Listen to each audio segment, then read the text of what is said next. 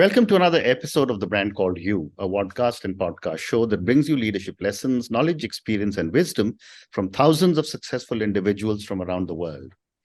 I am your host, Ashutosh Garg, and today I'm privileged to welcome a very, very senior professional from Jamshedpur, India, Mr. Sarajit Jha. Sarajit, welcome to the show.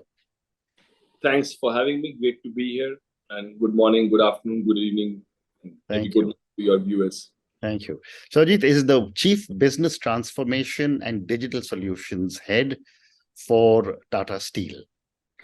So, Sarajit, before I start talking about transformation and the work you do in digital, tell me a little bit about your own journey in brief. Thank you. I think I've been now working for over 2 decades. All of that has been with the Tata Group. I proudly say sometimes that I have had the opportunity to work in many Tata companies, lead a Tata company, and also found a Tata company. Oh, and we bought a Tata company in Russia. So it's been a very eventful journey. And through that, lots of learnings, lots of mistakes, and I'm still here. Wonderful. You handle business transformation and digital solutions. Let me start by asking you, how do you define transformation? So for me, transformation, the best example, and I like the original example, which is a caterpillar transforming into a butterfly. Okay. It means a very stark process of metamorphosis where the before and the after is not recognizable. And I, of course, have a theory that nobody likes to transform. And hence, there are some steps which I can share as to what could help a transformation. That'll be wonderful, because I was going to ask you my next question, that most of us like status quo, or maybe status quo ante. How do you persuade leaders to transform? Well, you can't persuade leaders to transform. Okay. Leaders are self-persuaded. So by definition, if somebody is not wanting to transform, then they're probably not a leader. So coming back to your first question, as you rightly said, what did not kill me yesterday will not kill me today. So what's the reason they try to change? The answer is none.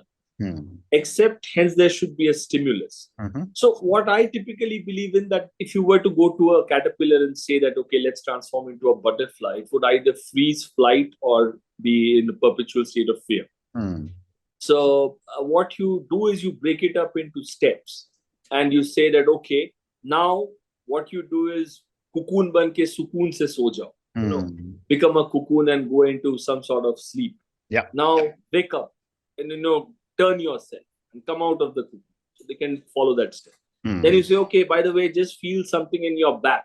You can feel it, great. Can you now flap it a bit? They flap it, and then when they flap it hard, just push them and they fly. And so it's breaking it into those steps which people believe in, and then giving them those nudges to take those steps. Very interesting. And when I was reading about you, I was also fascinated to find that you've done a lot of very interesting work. But please, tell us a little bit with an anecdote about the work you've recently done in leading transformation. Well, I think I would say that Tata Steel's journey, or any transformation journey now, looking back, needs to have 3 parts. Any journey needs to have a belief system, the why. Why should I become a butterfly? It needs to have a capability system, ability to put yourself into a cocoon, ability to flap your wings at speed, ability to grow wings. And it needs to have a business system. All of this getting measured, so many caterpillars getting transformed into so many butterflies, and the butterflies pollinating the flowers as well as giving beauty to the beholder. So similarly, a corporate has to have those 3 parts. I think I have always been, and in a corporate journey, there are different types of people. There are people who are implementers, they execute. There are people who are visionaries, they dream of tomorrow and get people excited to execute about that tomorrow. And there are some people who are sort of institutional builders. They like building the infrastructure that can make all of that happen. I particularly identify myself as an institution builder. Okay. I don't build much of an institution. I rather chronicle it and tell the story. While it's wonderful to see a lot of people doing the work and a lot of people dreaming big. Very interesting. And when you go through a process of transformation, what have been typically some of your challenges and some of your learnings? Because in every transformation, you yourself must be transforming a little more. I think I strongly believe that I have two rules or three or four rules of transformation. One, transformation is very hard. Mm. Two, there is a irony in transformation. I want transformational changes in you. Mm. Ashutosh should conduct the TBC in this particular fashion. Mm. But I will not even make transactional changes in myself. Sarajit Jha will not change the way he brushes his teeth in the morning. Mm. So recognizing that dichotomy, one of the things that I've done is I always, every 5 years, Mm. I particularly take, say, two things, which is very far away from my normal behavior. Mm. And I kind of try to go through the entire pain and the motion of changing myself. Mm. And so, to give you an example, golf is not a game I agree with. I kind of play. I learn karate, and karate is like go and bash the other guy. Golf is all about beat yourself with a handicap. And similarly, everybody says that I'm a good mentor. I can tell you what to do. Everybody has a view, and I'm the one who expresses it. If I have 3 views, I express 4. But then, how do I be an executive coach where I help you figure out what you should be doing by being a mirror and not having a view, being a transparent mirror, which means no view. And last year, I did become an exec coach, and I have a golf handicap in the last 2 years, which I'm very proud of, that I've been able to get a handicap, and I love it. So that then tells me that journey, the difficulty that others would go through. But it also tells me that, as they say in golf, you need to stay the course. And the only person who can stay the course is you, because you stay the course. Well said. Well said. And as an aside, what is your golf handicap? It is currently 21. Okay. But yes, I think a lot of work has to be done. Okay, wonderful. So moving on, you are in a technology-driven industry. My question to you is, how are you using technology to transform huge institutions like Tata Steel? First of all, let me be very honest. I can't transform Tata Steel. Tata Steel transforms itself. Tata Steel is a 115-year-old startup, which has transformed itself every 10 years or so. I also have a theory that, if a career is 36 years, then if there was nobody joining a company and nobody leaving a company, then by definition, every 8 years, 50% of the company will change. Because 25% of the people will retire and 25% new people will come and fill it. Yes. So that's why it takes about 5 to 6 years or 7 years with a lot of interventions for a management to guide a company in a direction. I also believe that culture is something that is most important, and culture is, in a way, what seems to be getting rewarded. So if you were to ask me, Sarajit, how would you behave? I would say, you tell me how you're going to measure you, and I will tell you how I will behave.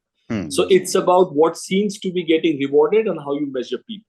And I must say that Tata Steel has always measured people on accountability, say to do ratio of 1, on collaboration, we can all do more together than each of us can do, on responsiveness, that you need to be fast, and on people development. Leaders have one job, which is to develop the leaders of tomorrow. And I think, and in that space, the technology always follows. You fix the culture will fix the technology. You bring in any technology, if the culture does not accept it, it's going to be a rejection or a stillborn, as the case may be. Okay. And you just spoke about culture, and that gives me a segue to my next question, which is that, given the different kind of cultures that we come from within our own, in our country, across the whole world, there are some cultures with, some countries where the culture is aggressive, somewhere it's very conservative. What is the role culture plays in transformation? Culture is everything. So as they say, culture will eat strategy for breakfast. I think it's more, because culture is how people come together. Culture is what works. Culture is how the work gets done. So, and culture decides what kind of people come into the organization. Culture decides what kind of people stay in the organization. Culture decides how do people behave and how much of their discretionary effort they put in. How are they engaged with the organization? Which set of people are engaged with the organization? So I think culture is at the heart of everything. And to be fair, Tata Steel has thrown up leaders because it has a very, very strong culture. And I think our managing director has been signaling that we are known for various things. We are known for our societal, the justice we do to society. We are known for how we look at our customers. We are known for some of the excellence we do. We are not necessarily known for agility. And we are not necessarily known for how open we are to onboarding new people and new partners fast into the system as the external environment changes. And a lot of our work and focus is going in that direction. And I dare say that the initial results are quite inspiring, though we have to acknowledge we have a long, long way to go to become the kind of agile organization we want to be. Very interesting. One more question. Just to answer your first question, I actually did not. See, every company today is going to be a tech company which has to lead in AI and data. And Tata Steel is no different. So we just happen to be a technology company with artificial intelligence and data capabilities, which is in the business of steel. Interesting. One more question relating to transformation, then I'll move to your other role as the Chief of Digital Solutions. Give me an example of how you supported leadership in transformation recently. So one of the things that I have done, and is that I have helped to create a very customer-centric IT organization, which is that an organization that looks at the rest of the company as its customer, that tries to serve it well. So if you look at that cycle, do I know you? Do I understand you? Do I speak to you? Do I listen to you? And do I partner you to meet your objectives and not not my objectives? My objectives are a derivative of your objectives. At the same time, am I tough as nails on some of the behaviors of my own team and your behavior in turn, which may not be in our combined interest, though it might seem so. For example, if you come to me and say, Sarajit, make me a system, I would say, what objective? Give me a charter. Let's work together. Tell me the business rules and the business logic. Show me the money that this is indeed the most important system because I have a pipeline of initiatives that I need to deliver for you. And partner you in a conversation where we agree on the joint priorities. You very clearly articulate to me and my team, because we say that, look, I'm only a dog whisperer. All my skills and my team skills are to understand what you say in English and to speak to the ear of the machine in a language the machine understands and get the output back to you in a language that you understand. That's all our skill is. So you need to tell me very clearly what I need to tell to the machine. Otherwise, the poor machine will do all sorts of things under bombastic jargon like AI and all. And you will have a disaster in your hands. Fascinating. Great response. Thank you. Moving on now to digital solutions. Tell me about some of the unique digital initiatives that you are taking at Tata Steel. So I think we're trying to do three things here, Ashutosh. One, we are trying to do remote operations, which is, and I'm not saying I'm leading all of them. I'm telling you what Tata Steel is really doing. One, remote operations. Take work away from the assets and take work to where the people are. People should not have to travel to the work. The work should travel to the people. And very proud to say that my colleagues have done ICEPRO, which is Integrated Center Plant Operations, where we are running a plant 6 kilometers away from where the actual plant location is. Just think about it, running a large part of a steel plant from a distance of 6 kilometers. And as 5G happens, as more confidence grows, as our operating model changes, we should be able to do it from anywhere in the world. And one of our dreams is to run our European operations from Jamshedpur. Incredible. The second thing that we are doing is what we are calling execution at all touch points. So let's even think about this conversation. As our users experience us, do they experience excellence in this conversation? And if not, then how do we learn from it and make it better? Yeah. So at every touch point, whenever people are coming into any sort of contact with Tata Steel, are they experiencing excellence? Mm. And I think the third thing is what we call hyper personalization, which for us breaks into some 6 very simple steps. One, in every conversation, I should have a single view of you, Okay. or in every interaction. So do I have a single view of, say, Ashutosh and the brand called you as a profile? The second is, do I know what is the journey? So, you said there are some 115 odd conversations that are blocked until January. So that's the journey, and how does, at what each matters to you, what's the way that you're going about, right?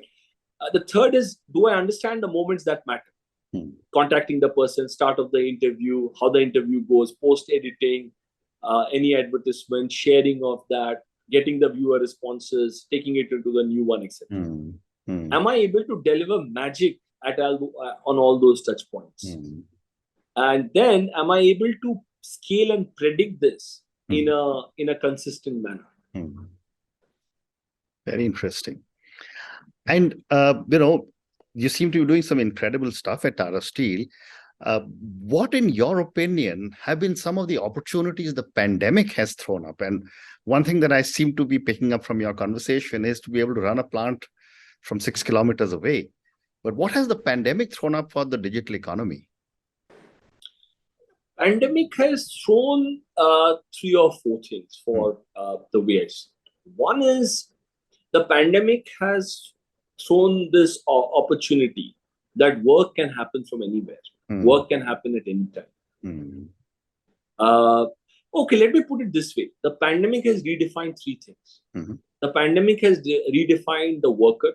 The worker can be an AI, the worker can be a cobot, the worker can be a Neil Harbison, who is the world's first Android, or the worker can be a human. The pandemic has redefined the nature of the work. So a lot of the work that was happening physically can happen in a digital medium. You don't need cash anymore. You can do payments at any point of time. You don't need to go to the market. The market can come to you through the Swiggies and the big baskets. And the third thing the pandemic has redefined is also the workplaces, hence that you can now in the metaverse do a virtual tour of Ghana. You may not need to go to Ghana. And you can even probably tomorrow play golf in your house and look at the surroundings as if you're playing in Ghana.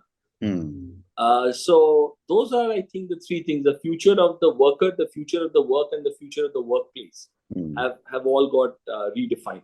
But in a way, we were preparing for this. We had this, that going forward, we used to say that whatever is 4D, whatever is dear, dangerous, dirty, is going to be done by the machines. And whatever is 4Cs, critical thinking, curiosity, collaboration, and care, is going to be the sole preserve of human beings. How wonderful. I have time for a couple of more questions. You did mention a little bit about artificial intelligence and machine learning and robotics. How are you using these technologies at Tata Steel?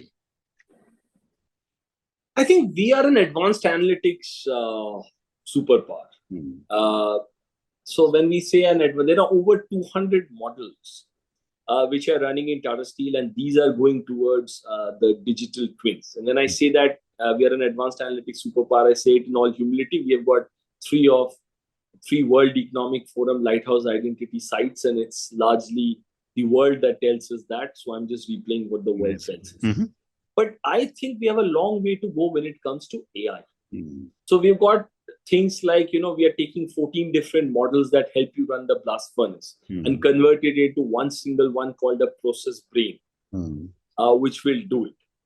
The other thing that we are very excited about is now on the Ashiana platform, we are starting to do hyper personalization, like I told you.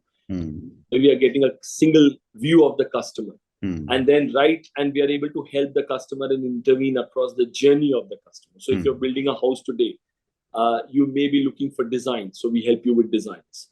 You may be looking for a place where you can buy, so we have the Ashiana platform. You may be looking for contractors and masons, And so we are able to provide, knowing your location and the pin code, we are able to provide you the best masons and the contractors without any human intervention on that place. So this is one area. And largely, I think on the other part is, let's take procurement. We have a digital negotiation factory where we can know that basis your behavior as a supplier and how the category is doing. How long should I be negotiating with you to get to the rate reduction that I need? And if I'm not going to get my target price, it's better to then sign up with you so that I can at least save on the time and speed and get on to something else. So many of those decisions are getting supported by advanced analytics across and a little bit of incipient AI. But we have a long way to go when it comes to AI. Wonderful. Thank you for that great response. And my last question to you, Sarajit, now, and this is for the many people who will listen to our conversation. Based on your own amazing journey, across the last 2 decades with Tata Steel, all your wonderful experiences, what would you say are 3 lessons you would want our viewers and listeners to take away from your own journey and from our conversation? It's a very good question, actually. I would say 3 things. First thing I would say is know yourself. There was a reason why God made you the human being that made you. And it's for you to find out the purpose of that creation. Nobody else can. Second is be yourself, because there's one opportunity that all of us have. In fact, 3 opportunities. We were the best, me. I was the best Sarajit Jha that was. I am the best Sarajit Jha that is. And there's a responsibility and accountability I have, which is to be the best Sarajit Jha that I could ever be. Because nobody else can be that. And I think the third thing is, it may sound cliched, but happiness is a state of mind. And anybody can be in that state of mind irrespective of what the world does to you. What the world does to you, you can't change. But how you interpret that and what you do with it is absolutely 100% in your hands. Wonderful. And on that note, Sarajit, and your 3 amazing lessons, know yourself, be yourself, and happiness is a state of mind. Thank you so much for talking to me about your own journey. Thank you for talking to me about transformation and all the work that you are doing at Tata Steel. Thank you for sharing so much wonderful stuff that is going on in Tata Steel. Thank you also for speaking to me about digital solutions that you and your colleagues are handling, and how Tata Steel seems to be like a beacon of technology that is shining out of India. Thank you for speaking to me, and good luck. Thank you. Thank you for having me, Ashutosh, and I wish all your viewers and you and the show the very best. Thank you so much. Thank you. Thank you for listening to the Brand Called You videocast and podcast, a platform that brings you knowledge, experience, and wisdom of hundreds of successful individuals from around the world. Do visit our website www.tbcy.in to watch and listen to the stories of many more individuals. You can also follow us on YouTube, Facebook, Instagram, and Twitter. Just search for the Brand Called You.